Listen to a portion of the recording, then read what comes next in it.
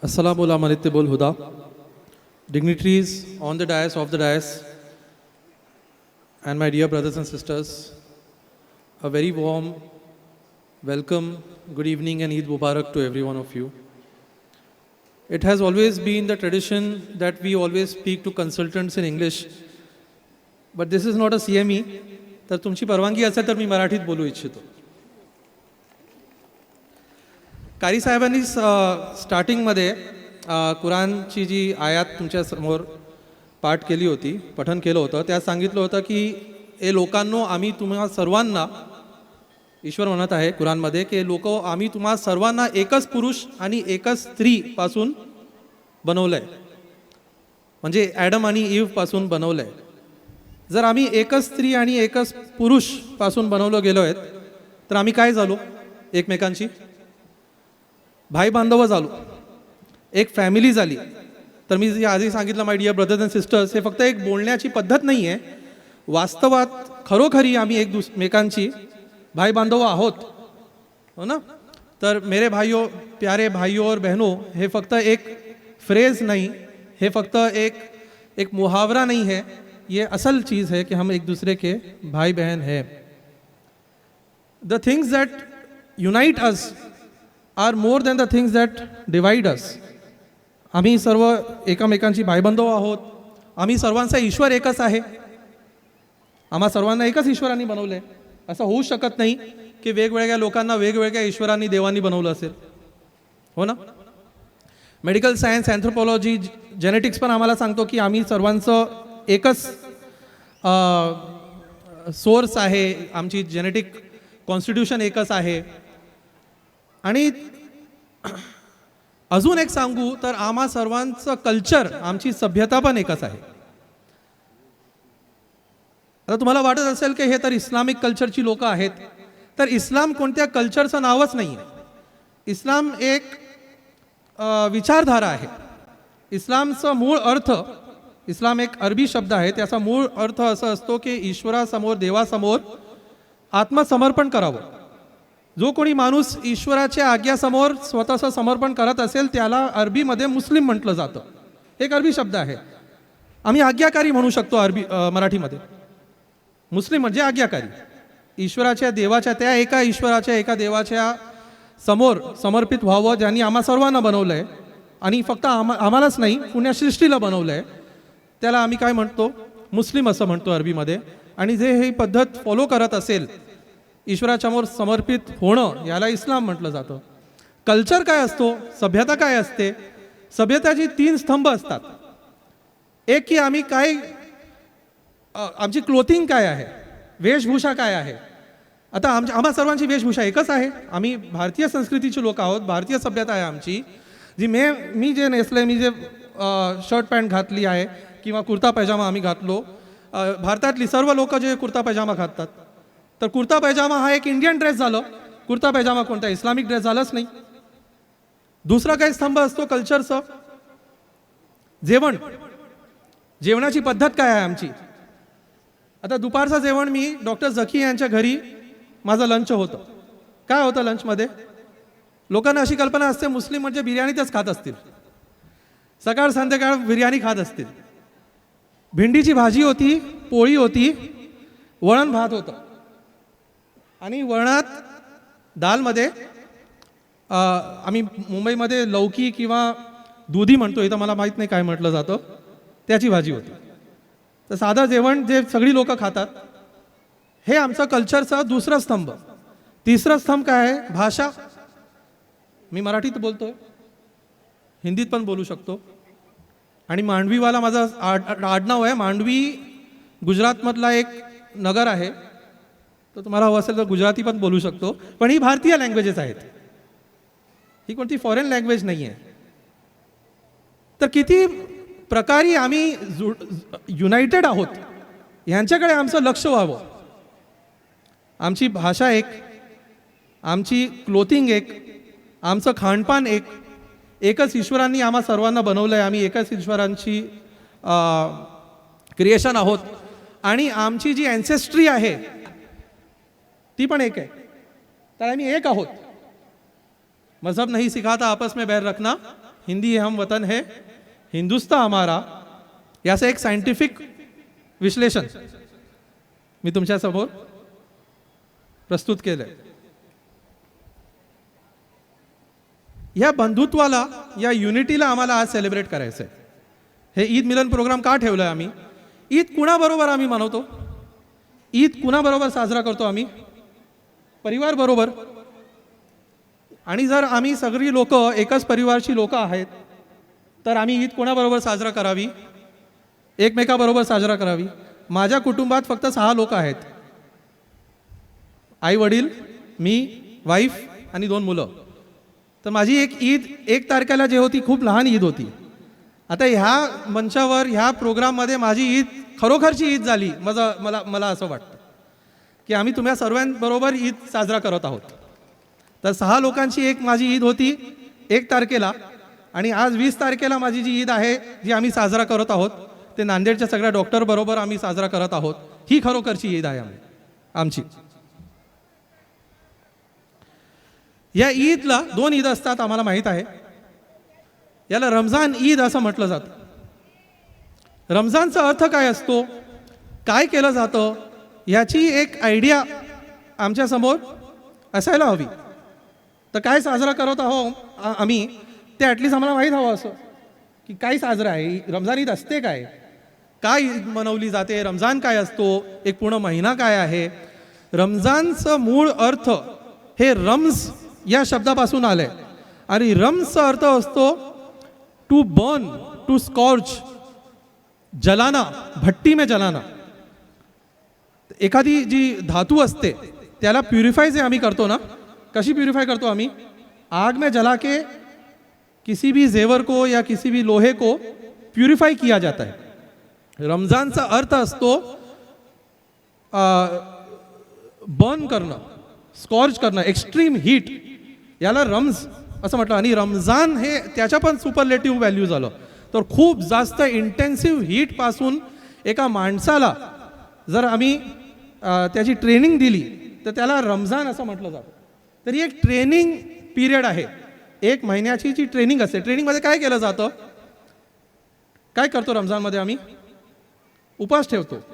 उपवासला अरबीमध्ये, कुराणमध्ये जे शब्द आहे त्याला सौम असा शब्द आहे. सौमचा अर्थ काय असतो? सौम म्हणजे थांबणं, स्वतःला एक अपने आप को रोक लेना, त्याला सौम म्हटलं जातो. आता लोकांना अशी एक खूप लोक मला विचारतात की देवाला काय मिळतो, तुम्ही उपोषी राहता, पाणी पित नाही, खुदा को क्या मिलता है? भूखे प्यासे रहने से खुदा को क्या मिलता है? आणि खरोखर आहे, देवाला काही मिळत नाही. आम्ही उपोषण राहू, देवाला काय मिळणार? हे आमच्यासाठी आहे. का आमच्यासाठी आहे? की त्यांनी आमची ट्रेनिंग होते. कशी ट्रेनिंग होते? की जो माणूस ईश्वरांनी सांगितलंय म्हणून सूर्योदयापासून सूर्यास्तपर्यंत काही खात नाही, त्यात एक ईश्वराचा भय निर्माण होतो.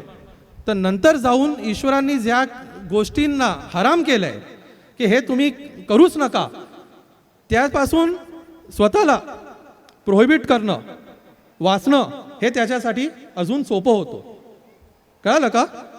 अगर मैं दिन भर खाना पानी नहीं पीता, पानी का एक ग्लास भी नहीं पीता, सिर्फ इस वजह से क्योंकि ईश्वर ने मुझे मना किया है, खुदा ने मना किया है, तो मेरे लिए बहुत आसान है कि किसी इंसान के साथ जो है वो गलत काम करने से मैं और ज़्यादा बचूं. क्योंकि ये 30 दिन की ट्रेनिंग होती है. 30 दिवसाची ट्रेनिंग असते की ईश्वर मला पाहत आहे, कुणी मला पाहत नसेल. आता बघा, मला जर तहान लागली, मी रोजा ठेवलाय, उपवास ठेवलाय, मला तहान लागली आणि घरी कुणीच नाही आहे, मी फ्रीजमध्ये जाऊन एक गुट जर पिलं प्यायलं तर कुणी पाहणार आहे मला? कुणीच पाहणार नाही. पण माझ्या मनात एक भय असतो की ईश्वर पाहणार आहे आणि माझा रोजा, माझा उपवास खंडित होणार आहे. तर हाच भय जर क्लिनिकमध्ये असला, हाच भय जर क्लिनिकमध्ये असता की माझ्या पेशंटची डील करताना कुणी पाहत नाही आहे, पेशंटला पण करणार नाही, मी काय सांगतो ते खरं सांगतो, खोटं सांगतो, जी टेस्ट लिहिली, मी जे हॉस्पिटल ॲडमिशन त्याला ॲडवाईस केलं, पेशंटला पूर्ण विश्वास असतो डॉक्टरावर, तर माझ्यासाठी खूप इझी आहे की मी पेशंटला छळू शकतो, पण मी छळणार नाही. का? ईश्वर पाहत आहे. ह्याची ट्रेनिंग आहे रमजान. लअल्लकुम तत्तकून म्हणून जो पॅसेज आहे कुराणचं, ज्यात रमजानची उपवासाची गोष्ट सांगितली गेली आहे, त्याचा शेवटची जी लाईन आहे ते काय आहे, वला ताकुलू अमवालुकुम बैनकुम बिल बातिल, की बघा आता तुम्ही 30 दिवस जेवण घेतलं नाही, पाणी पियाला नाही, तर आता एक दुसऱ्यांची जी माल आहे ते पण खाऊ नका. तर हे मेन अर्थ, हे मेन पर्पज आहे रमजानचं, की आमची मॉरल ट्रेनिंग व्हावी. जर आमची मॉरल ट्रेनिंग होत नसेल तर प्रेषित मोहम्मद सल्लल्लाहु अलैहि वसल्लम यांनी सांगितलं आहे की ईश्वराला कोणी काहीच गरज नाही आहे की तुम्ही दिवसभर उपोशी राहा, दिवसभर तहाणी राहा आणि तुम्ही रात्रभर जागून कितीही नमाज पडा, ईश्वराला काही घेणं नाही. जर तुमच्यात ती श्रद्धा, ती ईश्वराचा भय निर्माण होत नसेल तर पूर्ण आमचा 1 महिन्याचा कोर्स, एक इंटेन्सिव्ह ट्रेनिंग कोर्स, त्याच्यानंतर जर माणसामध्ये श्रद्धा उत्पन्न झाली नाही तर पूर्ण रमजान त्याचा वेस्ट आहे आणि त्याला ईद मनवण्याचं, साजरा करण्याचा कोणताही हक्क नाही. ही ट्रेनिंग आहे रमजानची. एक गोष्ट आता आढळली की MDA जकात कलेक्ट करते. रमजानमध्ये जकात पण दिली जाते, म्हणजे आमच्या पूर्ण संपत्तीत जे आमची सेविंग असते त्यापैकी 2.5%, 2.5% गोरगरिबांना दान करावं. जितकी आमची संपत्ती असेल, जितका आमच्याकडे पैसा असेल, सोना असेल, चांदी असेल, त्याचा हिशोब लावून प्रत्येक वर्षी त्याचा 2.5% गोरगरिबांना दान करणं हे जकात आहे. ह्या जकातचा मूळ अर्थ पण तेच आहे, प्युरिफिकेशन. जका म्हणून, जका वर्डचे एक फॉर्म आहे. तर हृदयाचा प्युरिफिकेशन की पैशांची जी तलब असते माणसाला त्याचा प्युरिफिकेशन हे जकात आहे. तर जकातला जी वर्ड दिलं गेलं आहे ते फक्त दान धर्मचा वर्ड नाही आहे, त्याला आम्ही प्युरिफिकेशनचा वर्ड कुराननी यूज केलं आहे. तसंच रमजानमध्ये काय होतो, नमाज जास्त ऑफर केली जाते.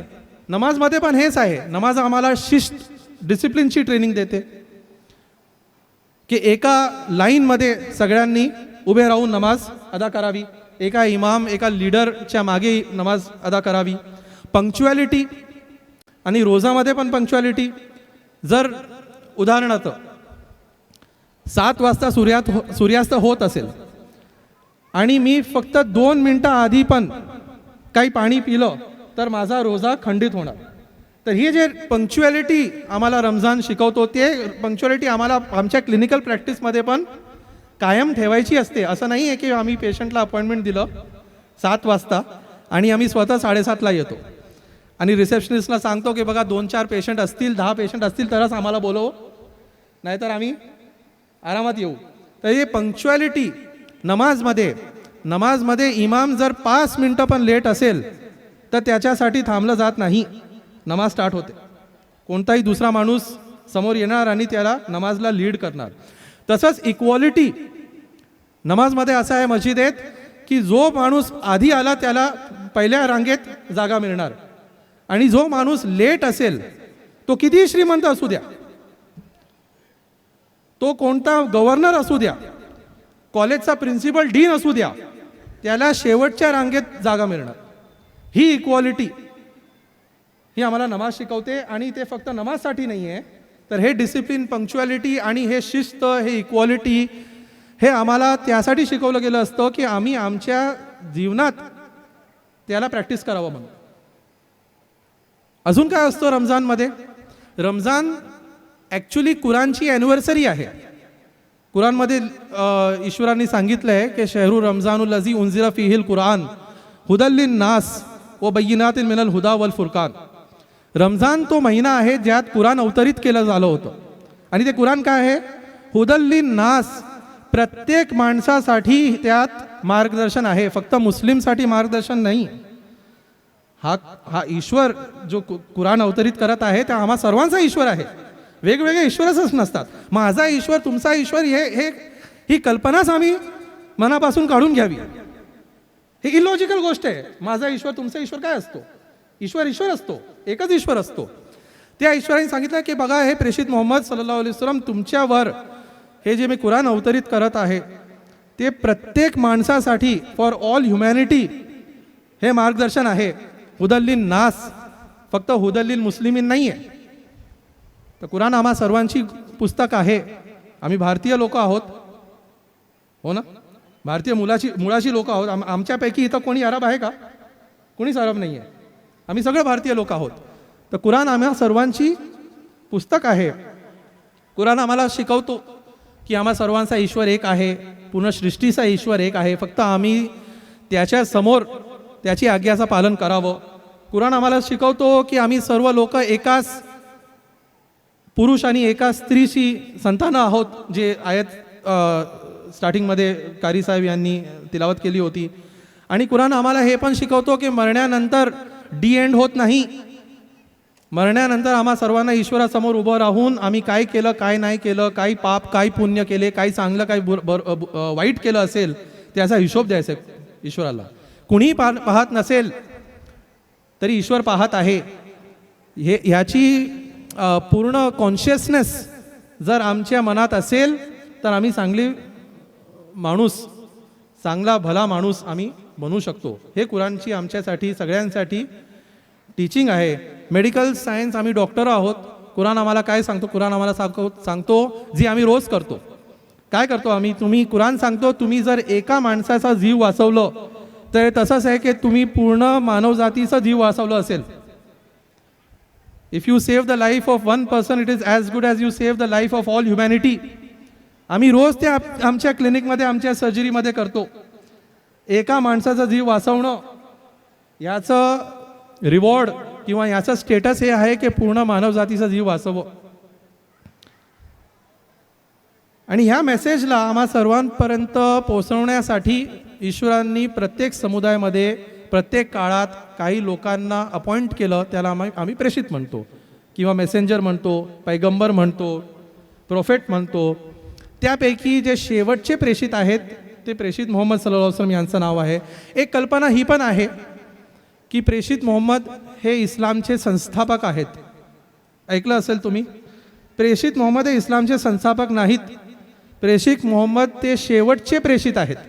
The last and final messenger of God. त्या एका ईश्वराचे, त्या एका देवाचे. त्यांच्या आधी कितीतरी हजारो प्रेषित येऊन गेले. त्यापैकी जे शेवटचा माणूस संस्थापक होऊ शकत नाही. इलॉजिकल आहे. म्हणजे ऑपोजिट झालं ना ते.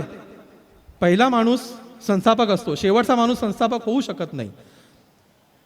आणि प्रेषित मोहम्मद सल्लल्लाहु अलैहि वसल्लम यांनी आम्हाला एक खूप चांगली गोष्ट सांगितली.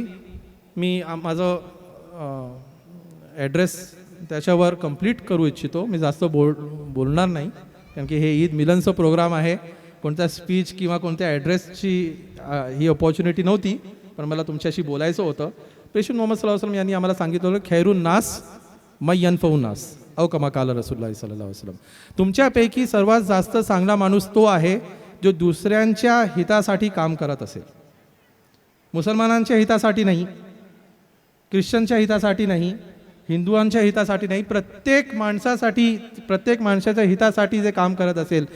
तुम्ही कुराण जर वाचली तर तुम्हाला हे सापडणार. त्यात कुराणमध्ये आढळणार तुम्हाला की कुराण कुठेही असं सांगत नाही की हा ईश्वर किंवा हा कुराण किंवा हा प्रेषित फक्त मुसलमान लोकांचा प्रेषित आहे किंवा हा ग्रंथ फक्त मुसलमानांचा ग्रंथ आहे किंवा मी ईश्वर फक्त मुस्लिम लोकांचा ईश्वर आहे.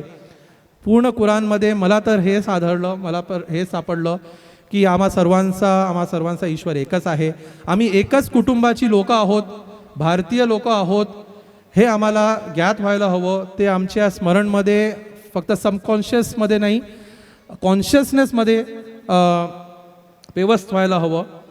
ह्याच काही गोष्टी मी तुमच्याबरोबर शेअर करायला आलो होतो. पुन्हा तुम्हा सर्वांना ईद मुबारक असो. ईश्वर देव आम्हा सर्वांना असंच मिळून राहण्याची संधी देऊ. आणि प्रत्येक वर्षानुवर्ष आणि फक्त वर्षात एकच नाही, वर्षात कितीतरी अशी अपॉर्च्युनिटीज़ होऊ शकतात कि आम्ही येऊन बरोबर हम साथ बैठ के जो है वो खाए पिए, एक दूसरे से जो है मिले और क्लिनिकल प्रोफेशनल कमिटमेंट्स और रिलेशंस के बाहर आके हम एक दूसरे से ब्रदरहुड के लेवल के ऊपर एक दूसरे के भाई बहन होने के नाते एक दूसरे से मिले, एक दूसरे से बातचीत करें. बहुत बहुत शुक्रिया मुझे यहाँ इनवाइट करने का. मैं आप सब का जो है वो धन्यवाद करता हूँ. बहुत बहुत शुक्रिया. Thank you.